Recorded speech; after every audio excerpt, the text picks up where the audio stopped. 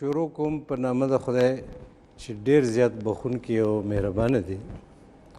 درنو او محترمو کتونکو او اوریدونکو، زه یم اکبر سیال او ما ستاسو دپاره راوړې ده د خیبر ټي وي په شیشه یوه ځانګړې خپرونه د پښتو ادب نن او پرون.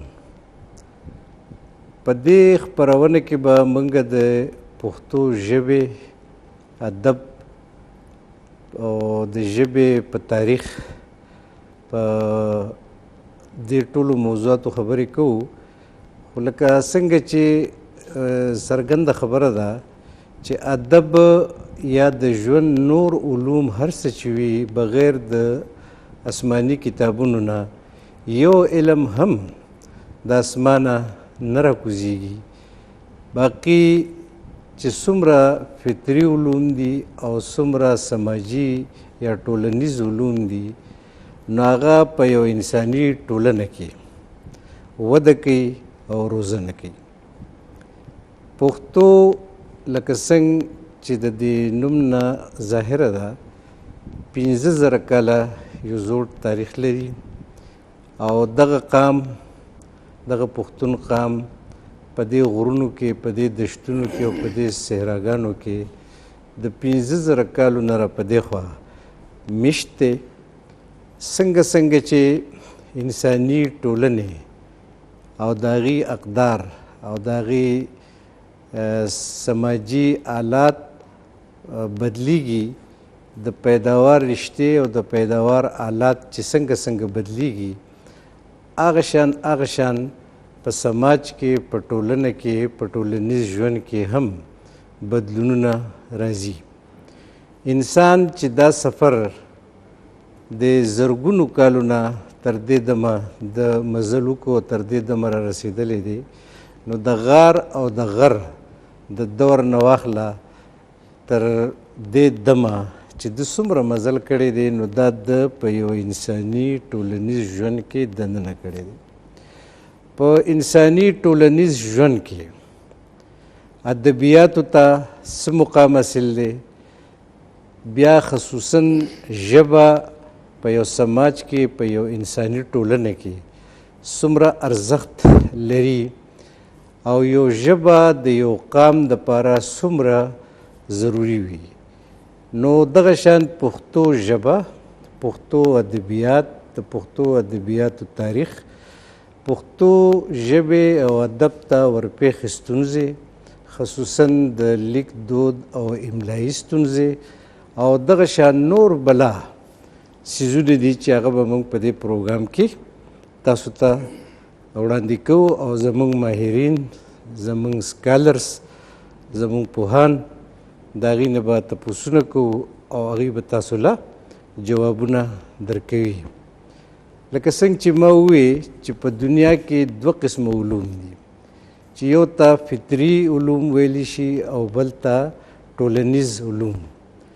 اوس ادبیات بذات خود د ټولنیز علوم برخه ده، خو ادب داسې یو مضمون دی چې دا هم د فطري علومو احاطه کوي او هم د سماجي علومو.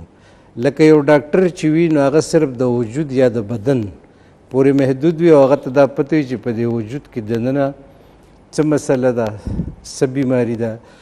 دغه شان ادب چې دی نو هغه د دې انساني وجود سره د انساني سماج په هره ستونزه، په هره مسله، که هغه اقتصادي وي، که سماجي وي او که سیاسي وي، ادب دا ټول موضوعات په خپله لمن کې رانغاړي او په دې باندې خبره کوي.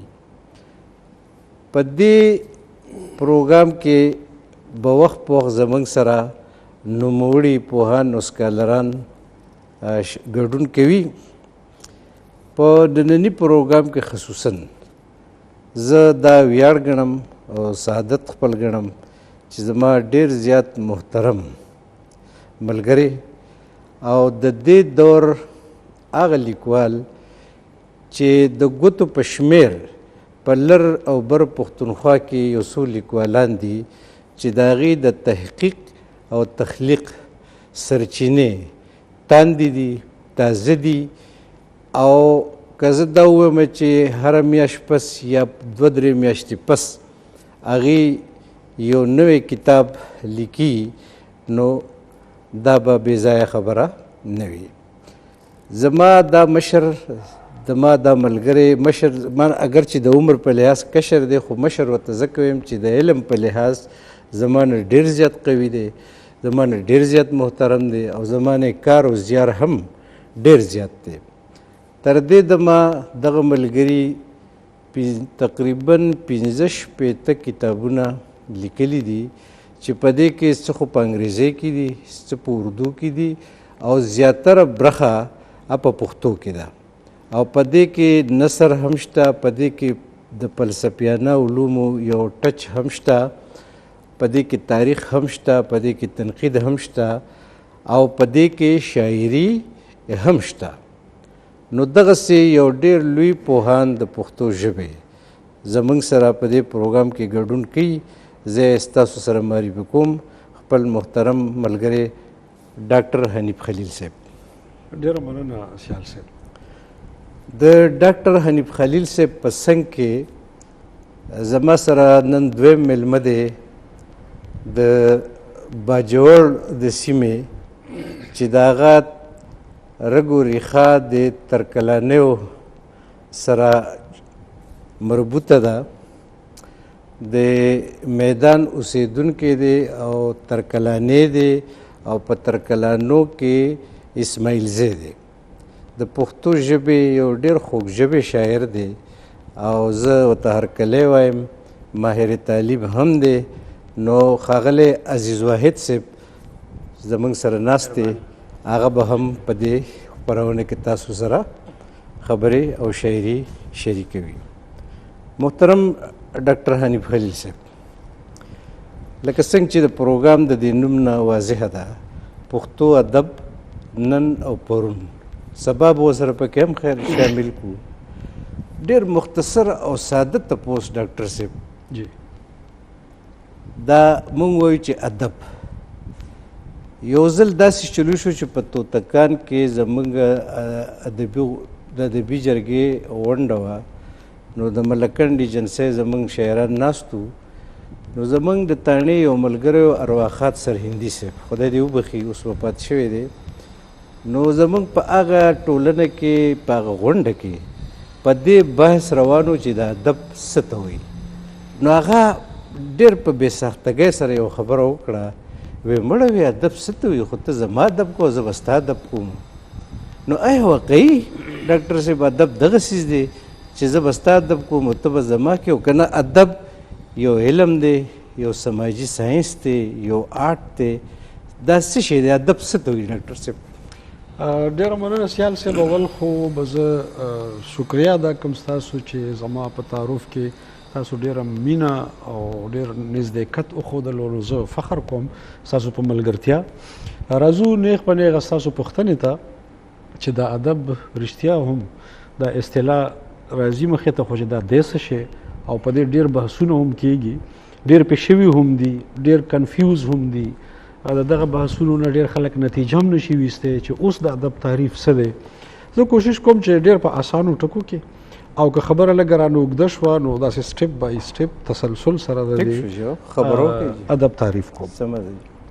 شروع خو دې نه کوم چې د مغرب یو سکالر دی سینټ اګسټاین، دغه مشهوره جمله ده یا کول دی چې که ما نه تپوس کې چې د ادب راته ایکسپلین کا، نو زه پرې نه پوهېږم، او که تپوس رانه نه کې، نو په هر څه پوهېږم. څه لومبی تعریف یې دا کړی دی، یعنې دا د محسوساتو دنیا ده. په لفظونو کې د دې ټول اړخونه څرګندېدی هم نشي. د اکسټاین احساساتو د وجدان دنیا او د وجدان دنیا ده. خو چې چا په لفظونو کې د دې څرګندونه او وضاحتونه کړي دي، نو په هغې کې موږ سره زوړ ټکی خو دی ادب. په دې زوړ ټکي کې ورو ورو تبدیلی راتلی، او ورسره بیا په مغرب کې د لټریچر ټکی هم استعمال شو. دې دواړو ټکو کې د ادب تعریف یا وضاحت پروت دی.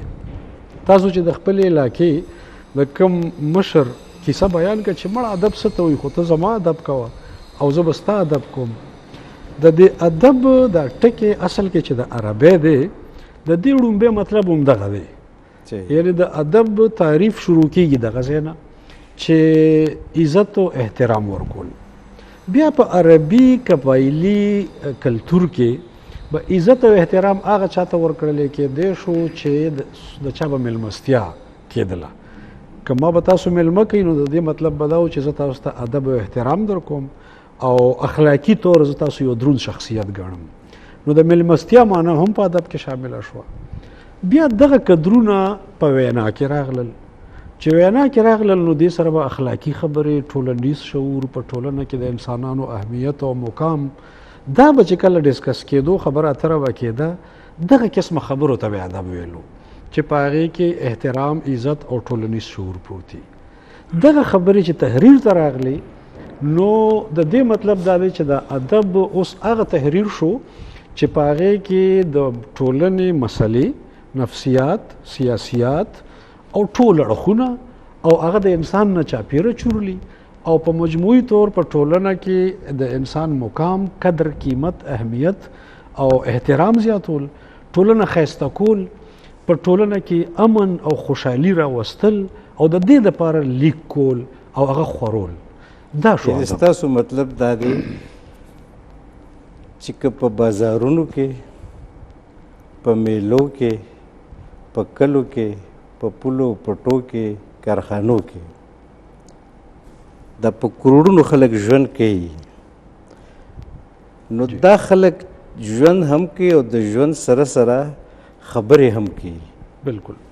او بیا د دې خلکو خپل خوبونه هم وي. جی. نو آیا ډاکټر صاحب هر هغه انسان چې د شاعر یا ادیب نه وي نو د ده دا خبرې او د ده دا خوبونه دا چې څوک پکچرایز کوي یا څوک یې قلمبند کوي نو په دغه عامو وګړو او په دې لیکوال کې څومره توپیر دی، څومره فرق کیدی شي؟ ډېره ښایسته خبره مو وکړه سیال صاحب. زه به د شاعرۍ او د ادب هغه د تعریف تسلسل دیزي ته راورسوم کومه چې ستاسو پوښتنه ده. لومبۍ خو دا ده چې تاسو د ادب په هکله په خپلو خبرو کې ډېر ښه وضاحتونه وکړه، د فطري علومو د ټولنیزو علومو خبره مو وکړه. د دې نه پس ته یو درېیمه غټه درجه ده چې هغې ته موږ وایو فنون. په فنونو کې دننه یو ډېره غټه کیټګري ده چې هغې ته موږ وایو فنون لطیفه، یعنی ښکلي هنرونه، نازک، زیبا، ښایسته هنرونه. دا ادب چې دی دا په دې نازکو، ښایسته او ښکلو زیبا هنرونو کې شامل دی چې ځینې نور پکې دي، مصوري ده، موسیقي ده، نقاشي ده، سنگ تراشي ده، رقص دی، پرفارمینګ آرټس دي. دا ټول چې راجمع کې دا دي فنون لطیفه، ښکلي هنرونه، نازک هنرونه او شاعري او ادب چې دی دا په دې کې یو شامل دی. ډاکټر صاحب دلته یو سوال پیدا کېږي، دا کوم فنون لطیفه دا کوم وضاحت چې تاسو وکړو لکه مصوري، سنگ تراشي، رقص یا دغسې نور څیزونه، جی آیا دغه څیزونه هم د ادبیاتو حصه ده؟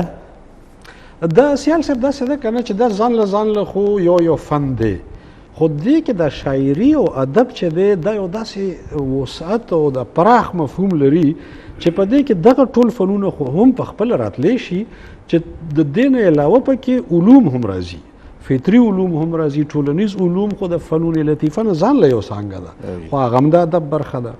بیا په شاعرۍ او په ادب کې خو د فلکیاتو خبرې دي، د جغرافیې خبرې دي، د تاریخ خبرې دي، یعنی پوره انساني ژوند دی پکې. نو ټول علوم او فنون چې دی هغه د ادب برخه کېدی شي، خو صرف خبره ده د سنسیټیویټي، د حساسیت چې شاعر او لیکوال چې زما دلته دا یو تپوس دا کول غواړم، لکه تاسو ووایئ چې د انساني ژوند ټول اړخونه اوس معیشت دی، سیاست دی او سماجیات دی. جی. نو سیاست، معیشت او سماجیات دا هم د ادب برخه کېدی شي، یا خصوصا په دې کې به لږه اضافه زه وکړم چې د فلسفیانه علوم دي، تاریخ دی او دغسې نور. نو دا علوم چې دي دا د ادب برخه کیدی شي که نه ادب ځان له یو ځانګړی یو جدا او منفرد څه شی دی چې که هغه یو طرف ته شاعري او بل طرف ته په نثر کې لیکلي کتابونه ناول افسانه ډرامه یا دغسې نور مواد په دې کې دا توپیر لږ داسې دا وضاحت یې وکړي چې دا خبره زموږ د محترمو اورېدونکو او کتونکو ته ورسي. واقعي چې دغه کنفیوژن شته، زه تاسو ته دا اسانوم یا په اسانو ټکو کې بیانولو کوشش کوم. ګوره په ادب کې فلسفه، سیاسیات، سماجیات هر څه راتلی شي. ادب صرف د اظهار د سلیقې نوم دی چې ادیب به اظهار څنګه کوي. دغه سیاست، دغه سماجیات یو سیاستدان هم بیانوي، یو واعظ او مولانا هم بیانوي، یو خبریال او صحافي هم بیانوي، خو یو ادیب هم بیانوي. د ادیب سلیقه بدله ده، هغه پکې جمالیات پیدا کوي، ښایست پیدا کوي، په خپل بیان کې زور پیدا کوي، دغه د الفاظو انتخاب، دغه ژبه، دغه تخلیقیت، تخلیقي زور. تاسو خبره کوئ، تاسو پکې ډېره ښکلې خبره وکړه د جمالیاتو. ما یو ځای کې لوستي وو چې جمالیات ګورو چې خلک جمالیات ته په څرنګه ګوري، نو زموږ په سماج کې یا په ټولنه کې عموما خلک د مخ تر حده پورې، د مخ سترګو شونډو وریځو تر حده پورې دا د جمال حصه ګڼي.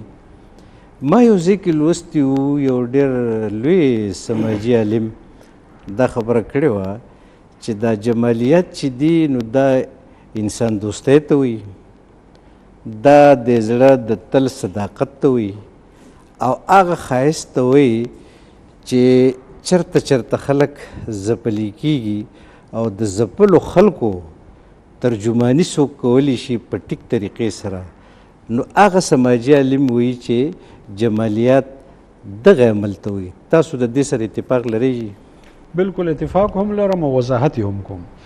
داسې ده چې د جمالیاتو بنیاد د مسرت، پلیژر، تسکین، خوشحالي.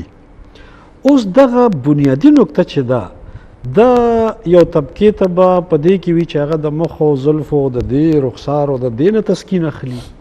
یو بله طبقه به داسې چې هغه به د یو غریب مفلس طبقې په مدد کولو کې تسکین اخلي. یو بله طبقه به داسې چې هغه به په خپل سیاسي شعور په هغه بیانولو کې او عملي قدمونو اخیستو کې تسکین اخلي. دا ټول جمالیات دي. یعنی ترقی پسندو دانشورو چې د جمال کم تعریف کړی دی، په هغې کې زه اوس که یو کوټ کوم وخت رانه اوږدېږي. یو که خبره وکړې، دا خو مهم موضوع ده زموږ د جی بالکل ادبیاتو سره دا داسې سیال ځکه ډاکټر صاحب چې لکه بنګه عموما د جمالیاتو خبره کوو یا د اسټیټکس خبره کوو، نو باید موږ خپل محترم کتونکي او لیدونکي جی جی تر خپله وسه په دې پوهه کوو چې د جمالیات داسې شي. صحیح. ځکه چې زموږ د نوي کل چې څومره لیکوالان دي، نو یا خو د هغې سوچ او فکر ډېر رغی دی، یا د هغې ویژن یا د فکر وسط دومره نه وي چې دې نزاکتونو ته پاملرنه وکړي. صحیح. نو تاسو زموږ چې کوم د نوي کل د لیکوال دي خصوصا او زموږ عام خلک، عام پښتانه، هغه د جمالیاتو په معنا د ادبیاتو په رڼا کې په خبرو کوي چې هغې پې پوه شي چې څه کول پکار دي او دا څنګه ویل پکار دي. ډېره ښه خبره مو وکړه. ګورئ زه به یو حواله دا درکړم چې دینی او مذهبي حوالې سره چې کوم مثالونه دي، قرآن حکیم یو مثال پیش کړی دی چې دا ګډې یو شپونکي روانې کړي یو ترتیب سره، او تاسو ګورئ چې دغه ګډو کې هغه سادګي او هغه کلیوال فطرت تاسو فیل کوي. دا څومره ښایسته منظر دی. اوس دا یو انګل دی. ترقی پسند دانشور څه مثالونه ورکوي چې یو غریبه زنانه ده، په پټي کې کار کوي، محنت کوي، او یو ماشوم یې ځان ته په پوله باندې اچولی دی چې دا محنت وکړي، بیا به د ماشوم دپاره رزق پیدا کیږي او بیا به دا ماشوم را لویږي. د دې شاته یو لویه فلسفه ده. اوس دغه ښځه چې کار کوي، محنت کوي او ورته په پوله ماشوم پروت دی، د دې منظر سره کوم فیلینګز راځي، هغه څومره جمالیاتي تصور دی. که زه دا یو څلوریزه دلته شریکه کړمه، نو دا به ستاسو د خبرې سره مطابقت ولري که به ونه لري. جی یو سلوریزه ده چې خمارونه د منم په اننګو کې خو زمونږ نصیب نشته دی پسکو کې ستا دیدن راته د خپل وطن نظام شه وږې تږې مې ساتي په زولنو کې دا به د جمالیاتي فلسفې سره دا سلوریزه تړونو پیوستون لري ډاکټر صاحب؟ بالکل. زه چې کوم ترقي پسند تصور د جمالیاتو بیانوم کنه په دې د اردو لیکوالو ډېر کار کړی دی. مجنو ګورکپوري او په دې کې ډېر لوی نومونه نور دي. فیض احمد فیض په خپله جمالیات د صداقت نوم ګڼي. ډاکټر صاحب د فیض صاحب نه دوباره به خبره شروع کوو خو یو دمه اخلو او دمې نه پس راځو موږ سره اوسئ.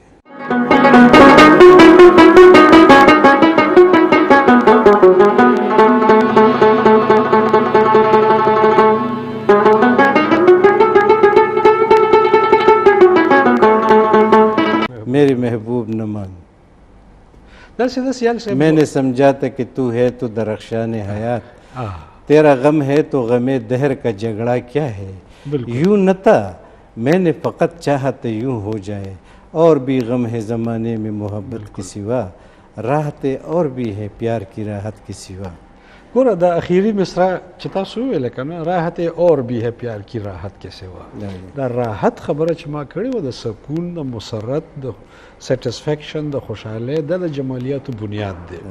موږ د خپلو 5 حسونو په ذریعه د خارج نه اثر اخلو او زموږ وجدان ته یا کرب رسی یا خوشحالي رسی. کوم څیز نه چې موږ خوشحالي اخلو هغه حسین دی، کوم څیز نه چې موږ تکلیف اخلو هغه نه دی حسین. فیض صاحب چې وی د فیض احمد فیض خبره ما دا کوله چې هغه وی چې حسن د صداقت نوم دی. صداقت یو جذبه ده، یو کیفیت دی.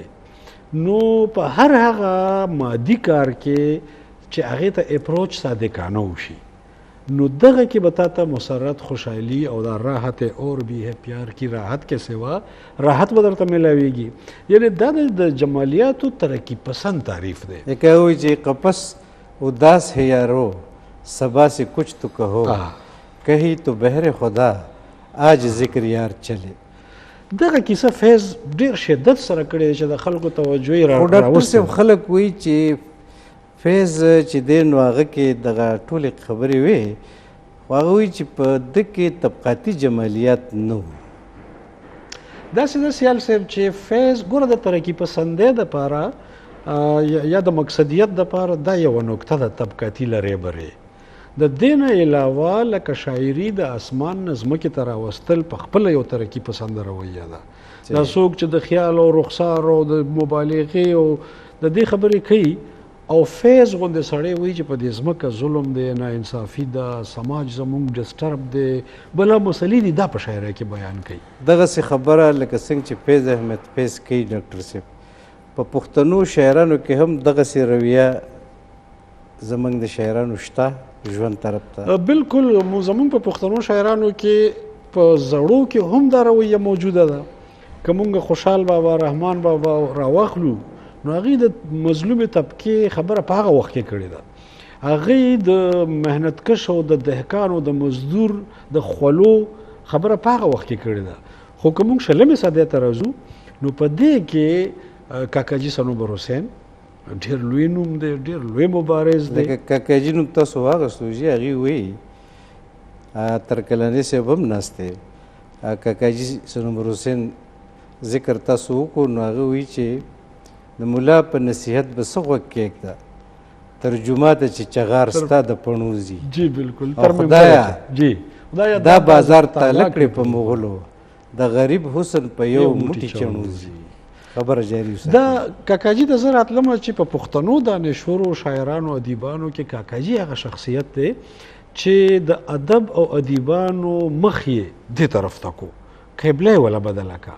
یعنی هغه دا احساس ورکو چې دا خبرې به څوک کوي په دې ټولنه کې چې دا دومره جبر دی، دا دومره استحصال دی د غریب او د مزدور او د مفلس اواز به څوک اوچتوي. نو کاکاجي داسې یو کمالي شخصیت و چې که په سیاسي طور څوک مسلم لیګي و، که څوک مذهبي و، که څوک څه خو د کاکاجي سره ترقي پسند و.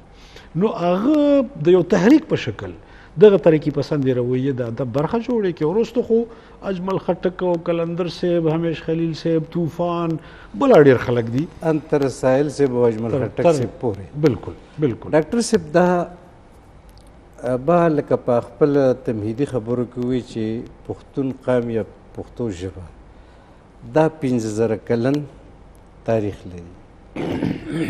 نو اسې چې یو قام 15,000 کاله تاریخ لري، نو مناسب نه ښکاري چې د هغې موجوده حال چې دی په کوم کې چې موږ ژوند کوو، نو د 15,000 کلن تاریخ شاهنشان حال خو ماته نه ښکاري، ځکه چې پښتانه لکه څنګه چې ترکلني صاحب وایي چې د لیک لوست سره دومره شوق نشته او د اورېدو زیات شوقیان دي. نو دغه خبرې له به څنګه یوه دغه جوړو ډاکټر صاحب چې دا 15,000 کلن تاریخ جی نه مو پکې د ژبې صحیح چېرته نښې نښانې معلومې دي. په دې 15,000 کلن تاریخ کې نه مو په صحیح ډول د اصل نسل هغه ځای ځګې معلوم دی.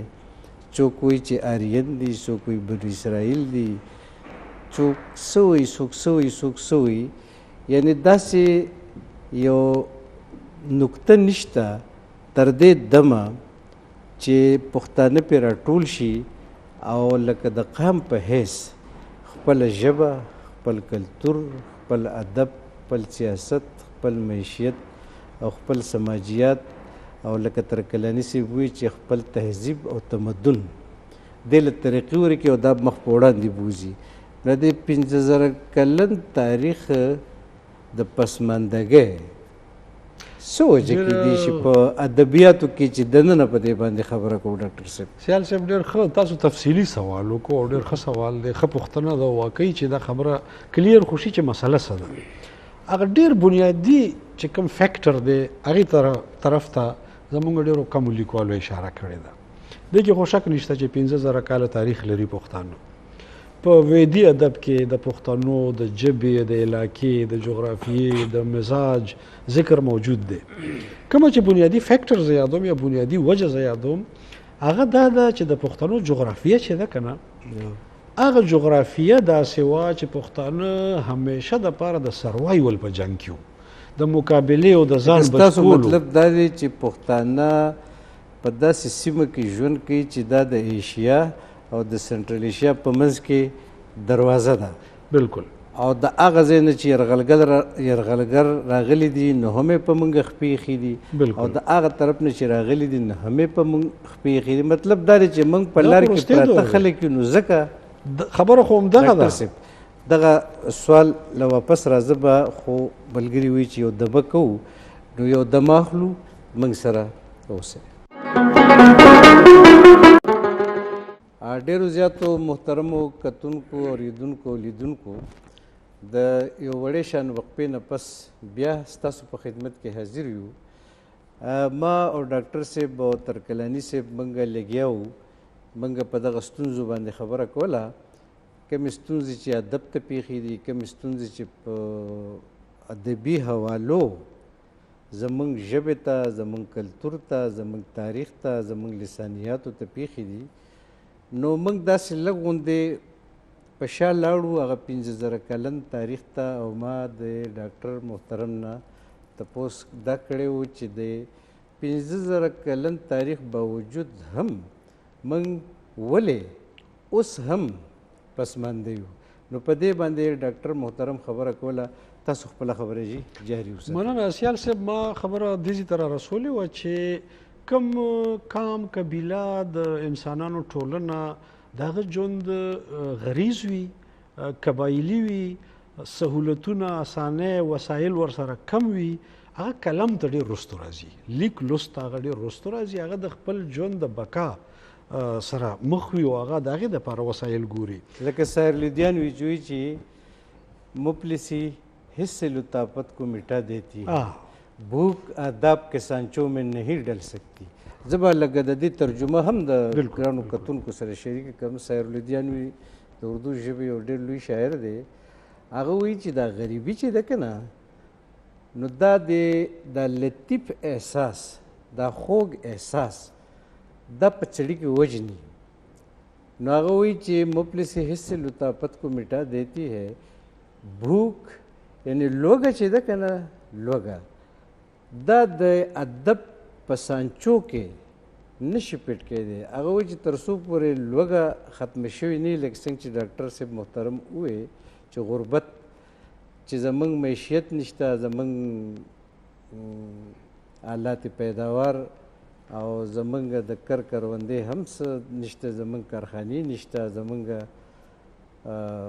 دې طرف ته اړو قومي رجحان د چا نشته دا تر کلني صاحب خبره چې تهذیب او تمدن دغسې په ځای ولاړ دی نو دغه د سیرلودیان یا خبره جی ما اردو جی کې بالکل سیال صاحب نو تاسو چې وایي چې د پښتنو تاریخ نه دی محفوظ لیک ادب او دې ته ولې ډېرې نښې نشته د 15,000 کاله زوړ پښتون وجه دا ده جغرافیه د وسایلو نشت د بقا جنگ د افلاس او د لوږې او د دې څیزونو دپاره ټولې توانایۍ په کار راوستل داسې یو کام قبیله یو ګروپ د خلکو هغه به څنګه فلسفې بیانوي او هغه به څنګه سوچ کوي او دانشور به یو هغه به خپل تاریخونه محفوظ کوي دا نیچرل وه ځکه زمونږ د پښتو د ادب هم د تاریخ هم تحریري سرمایه ډېره وروستو راغلې ده زرګونو کاله نشته که ډاکټر صاحب که دا خبره ستاسو دا خبره زه په یو بل انداز کې داسې وکړم جی چې دا کوم نوآبادیاتي تقسیم چې و د مختلفو ریاستونو یا د مختلفو قامونو د ویش جی یعنی د انګریزانو په دور کې چې پښتانه په 15 انتظامی یونټونو کې تقسیم کړه افغانستان کوټه پخوا چې به ورته صوبه سرحد وي او بیا 200-300 کلي دېخوا تر اټکه پورې او څه زمونږ جنوبي پښتونخوا یو خو دا نوآبادیاتي تقسیم د پښتنو دا هم شاید په دې لار کې رکاوټ کیدی شي بل ډاکټر صاحب زمونږ سیمه چې ده دا غرایزه ده دې کې یو د پېښور ویلي د پېښور چې کومه لمن ده د پېښور غېږه چې په هغې کې چارسده ده مردان دی صوابی ده نوخار دی دلته لږ غوندې د کروندې یا د تهذیب یا د تمدن څه لږ ډېرې نښې نښانې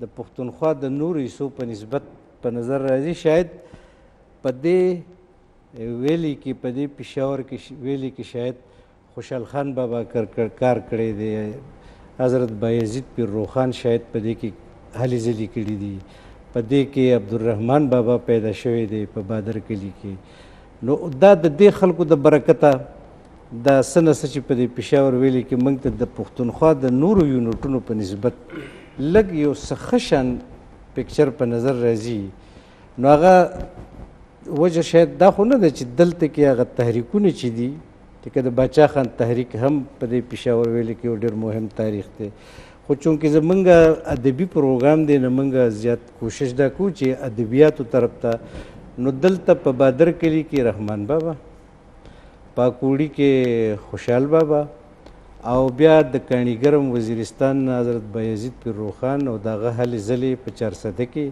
په بونیر کې په مردان کې او یا کلن یو مبارزه په دې خاوره تېره شوې ده نو د دې ټولو څیزونو په نتیجه کې ډاکټر صاحب لکه د نوآبادیاتي تقسیم زمونږ د خلکو د یو بل سره کمیونیکیشنل ګیپ یعنی د یو بل سره تر اوسه پورې زمونږ چې کومې هغه اووه ایجنسۍ وي د هغې د یو بل سره د پل او د سړک هغه اهتمام او انتظام نو بیا په یو دور کې زمونږ خلکو په خپله د سړک مخالفت کړی دی د کالج او د پوهنتون او د ښوونځي مخالفت یې کړی دی چې دا د زمونږ خاورې ته نه راځي نو دا حقایق هم په دې کې شامل دي ډاکټر صاحب داسې د سیال صاحب دوه خبرې دي یو د نو آبادیاتي تقسیم په حوالې سره او بل د پېښور یا د پېښور واده په حوالې سره نو آبادیاتي کې خو به زه دومره وایم چې دا یوازې پښتنو سره نه دي شوي دا ټولو قومیتونو سره شوي دي سند هم نیم په هندوستان کې دی نیم دلته دی پنجاب هم نیم هلته دی نیم دلته دی بلوچستان هم د زموږ نه غټ په ایران کې دی یو دلته دی قامي شناختونه چې دی هغه ټول خدا د دې چې اوس لکه تاسو د سیندیانو خبره پکې وکړه نو سیندیان د فدریشن اف پاکستان کې دننه سیندیان واحد هغه قوم دی چې د هغې هلته د تعلیم ژبه هم سیندي ده بالکل پاکستان کې هم هغې کړي سیندی دی او هغې خپلې ژبې له خپلو علومو له په خپله قومي ژبه سیندی کې یو ترقي ورکړې ده او زموږ نه د ترقۍ په میدان کې وړاندې دي اگر چې په پنجاب کې داسې نه ده پنجاب کې یعنی سرایکي او پنجابي بیلټ چې راوالو نو دلته غلبه د اردو ده زما په خیال چې د ترقۍ په لار کې ډاکټر صاحب لساني رکاوټونه زه وایم چې ګنې دا یو مناسب خبره نه ده چې د تمدني او تهذیبي ترقۍ په لار کې ژبه رکاوټ پیدا شي خو دا ژبه رکاوټ خبره نه ده خو د ژبې د خورولو دپاره قومیتونه خپلې هڅې کوي چې په دې مشرقي معاشره کې د ټولو نه زیاتې بنګال کړي دي سیندیانو کړي دي ورپسې پښتانه دي او ما هغه د تقسیم خبره کوله نو هغه به فعلا زه پرېږدم او د پېښور د واده هغه دویمې خبرې ته به راشم چې دلته ولې دا تهذیب او تمدن ډېر اوچت دی تاسو خو زموږ د کلاسیکي دور د ادب او د لیک او تحریر مثالونه ورکړه خو دا پېښور او دا وادي چې ده دا د زرګونو کالو راسې مرکز دی دا چې د ګندهارا تهذیب مونږ که خبره کوو دا خو قبل مسیح نه خبره یعنی مطلب دا هغه د پشکلاوتي د هغه وخت نه دا د تخته کندرات دا د ثوابه هند او